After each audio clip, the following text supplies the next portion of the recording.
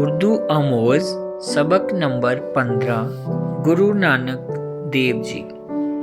بابا نانک شاہ فقیر سکھاں دا گرو مسلماناں دا پیر۔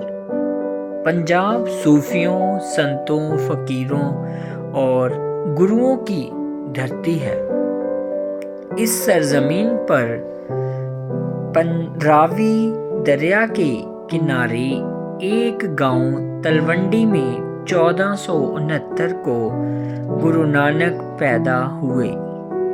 یہ جگہ اب پاکستان میں ننکانہ صاحب کے نام سے مشہور ہے۔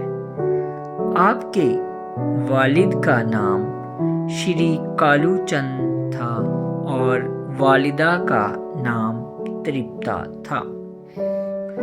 گرو نانک دیو جی کی عادتیں دوسرے بچوں سے الگ تھیں۔ ان کا دل دنیاوی کاموں میں نہیں لگتا تھا۔ ان کو کئی مرتبہ کام اور ملازمت کے لیے تیار کیا گیا، لیکن ان کو کوئی دلچسپی نہ ہوئی۔ پیسے ضرورت مندوں پر خرچ کر دیتے تھے۔ اس سلسلے میں کئی واقعات مشہور ہیں۔ ایک بار والد نے کام کرنے کے لیے پیسے دے کر ان کو سوداگری کرنے کے لیے بھیجا، لیکن گرو نانک دیو جی ان پیسوں سے بھوکے سادھوؤں کو کھانا کھلا کر واپس آ گئے۔ والد کے پوچھنے پر کہا کہ بھوکوں کو کھانا کھلانے سے زیادہ کھرا سودا اور کیا ہو سکتا ہے۔ یہ بات ان کے دل میں گھر کر گئی کہ دنیا اور یہاں کی ہر چیز فانی ہے، اس کا پیدا کرنے والا ہمیشہ باقی رہے گا۔ انہوں نے گھر چھوڑ کر فقیری اختیار کر لی۔ ان کے ساتھ وفادار خادم اور ربابی مردانہ بھی رہتا تھا۔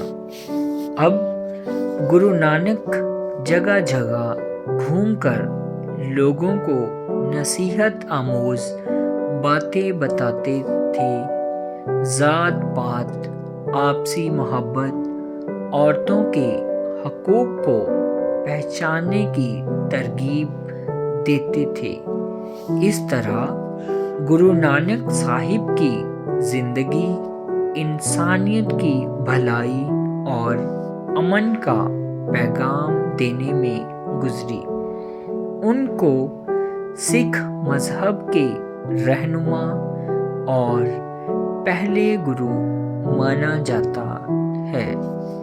گرو نانک دیو جی نے اپنے کلام کے ذریعے وحدانیت کا پیغام جگہ جگہ پر دیا ہے۔ ان کا کلام شری گرو گرنتھ صاحب میں درج ہے۔